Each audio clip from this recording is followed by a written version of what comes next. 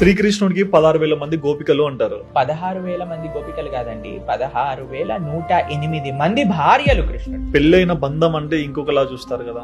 Okay, అయితే what is the wrong thing? కృష్ణుడు 16,108 మందిని పెళ్లి చేసుకుంటే అందులో వచ్చిన తప్పేంటి? ఒకసారి బృందావనంలో మొత్తం అగ్ని, ఒక ఫారెస్ట్ ఫైర్ వచ్చినప్పుడు కృష్ణుడు అనగానే మొత్తం ఫారెస్ట్ ఫైర్ నోట్లో వెళ్తుంది. కాళీయుడు అనే ఒక సర్పం పైన ఆయన డాన్స్ చేశాడు. 7 రోజులు 7 రాత్రులు ఒక గోవర్ధనం అనే ఒక 21 మైళ్ళు, ఇప్పుడు మనం చూస్తే కిలోమీటర్లు ఉండే గోవర్ధన పర్వతాన్ని ఎడమ చేతి చిటికని వేలి పైన నించొని ఆయన ధరించారు. ఆ శక్తి ఉన్నదా? లేదు.